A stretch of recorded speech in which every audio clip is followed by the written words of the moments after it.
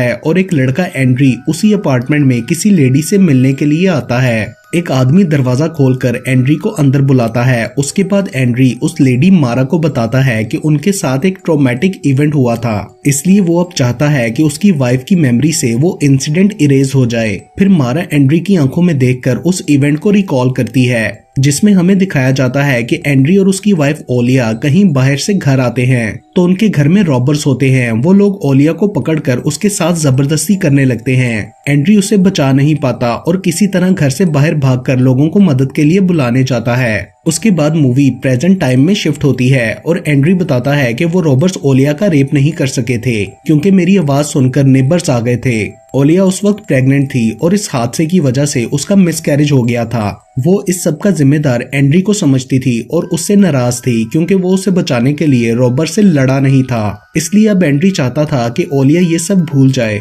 मारा कहती है कि तुम्हें ओलिया को थोड़ा टाइम देना चाहिए, तो एंड्री वहाँ से चला जाता है। ओलिया एक सिंगर थी और एंड्री उससे मिलने के लिए उसके कॉन्सर्ट में जाता है, मगर ओलिया उसे वहां आने से मना करती है और उससे सही से बात नहीं करती। घर आकर भी वो ओलिया के बारे में सोचता रहता है और अगले दिन दोबारा मारा के पास जाता है। वो उसे एक मशरूम देकर कहती है कि इसे ओलिया के डेजर्ट में मिलाकर खिला देना, तुम्हारा काम हो जाएगा। और बदले में वो एंड्री से डील करती है कि मैं 3 महीने के लिए कहीं बाहर जा रही हूँ, तब तक तुम मेरे अपार्टमेंट में रहकर मेरे प्लांट्स का ख्याल रखना।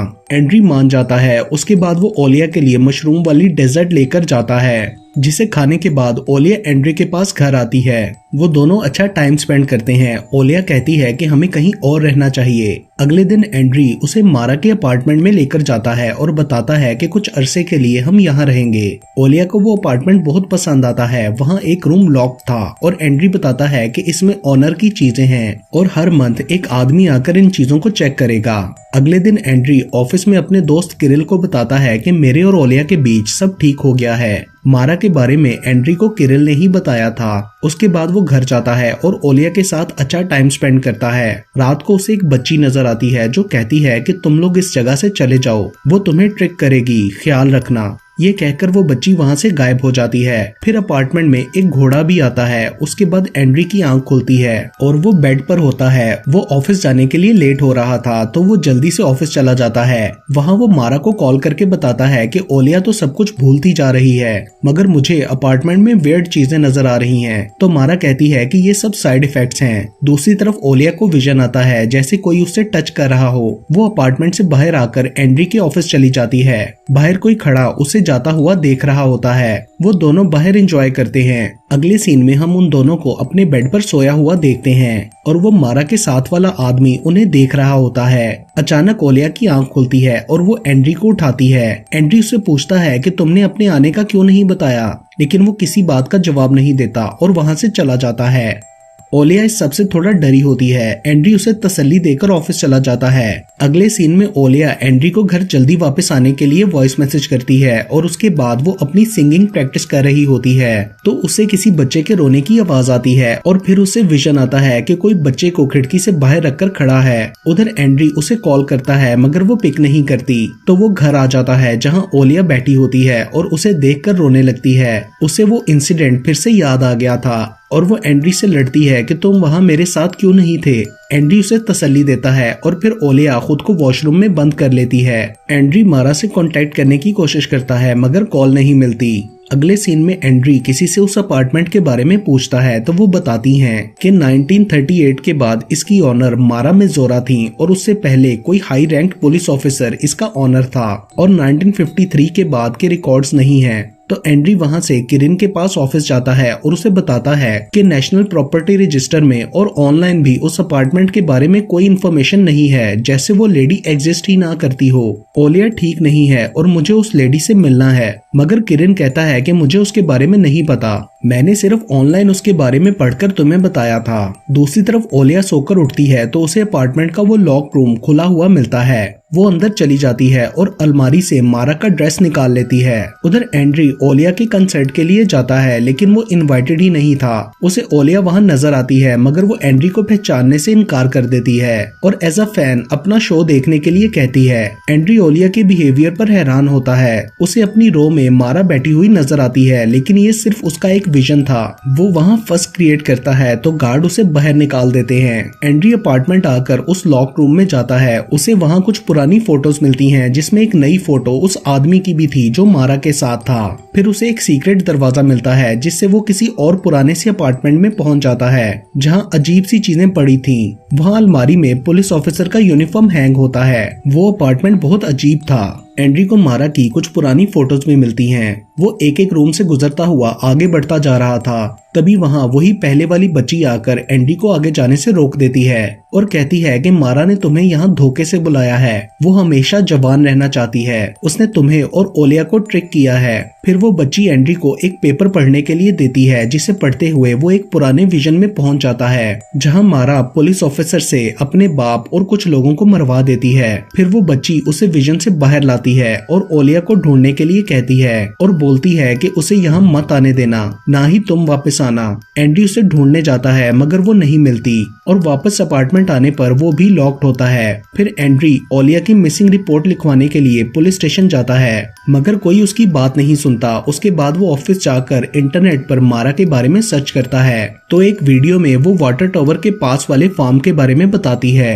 एंड्री ने वो टावर उस आदमी की फोटो में देखा था। उसके बाद एंड्री उस टावर के बारे में सर्च करके वहां जाता है और मारा के फार्म में उसे वही आदमी मिलता है। एंड्री उससे ओलिया का पूछता है मगर वो नहीं बताता और धोखे से उसे रूम से बाहर निकाल देता है और फिर बाद में उसे टेजर से बेहोश कर देता है। अगले सीन में एंड्री वैन में होता है। उसे विजन आता है कि वो आदमी अपार्टमेंट में किसी लड़की के साथ कुछ कर रहा है। एंड्री के होश में आने पर वो आदमी उससे पूछता है कि तुमने मिस्ट्रेस से क्या करवाया था। एंड्री बताता है कि मैंने ओलिया की मेमोरी से एक इंसिडेंट इरेज करवाने के लिए कहा था। वो आदमी बताता है कि तुम भी उस इंसिडेंट में थे इसलिए मिस्ट्रेस ने तुम्हें चुना है। मैंने भी उससे सब कुछ ठीक करने के लिए कहा था लेकिन उसके बाद वो मेरी नीना को ले गई और मैं अब नीना के लिए तुम्हें उसके हवाले कर रहा हूँ।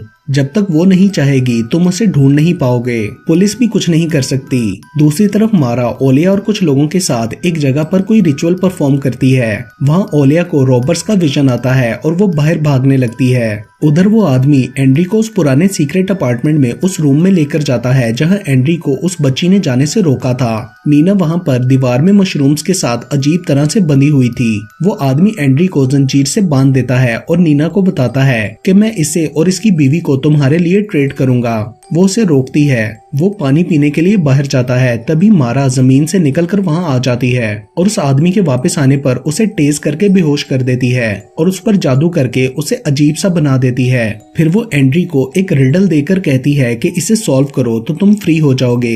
फिर वो उसे ये बताकर वहां से चली जाती है कि ओलिया भी यहाँ आने वाली है। वो आदमी घोड़ा बन चुका था। उधर ओलिया उन रॉबर से भागकर अपार्टमेंट में आ जाती है और उनसे छुपकर उस पुराने अपार्टमेंट में जाती है। एंड्री उसकी प्रेजेंस को फील कर लेता है और खुद को छुड़वा कर बाहर ओलिया के पास जाता है मगर ओलिया को लगता है कि वो रॉबर है और वो खिड़की से कूदकर खुदकुशी कर लेती है। बीच में मारा आकर उसे पकड़ती है और जब एंड्री नीचे जाकर देखता है तो वो ओलिया नहीं बल्कि नीना की बॉडी थी। पुलिस वहां आकर उसे पकड़ लेती है और जेल में बंद कर देती है।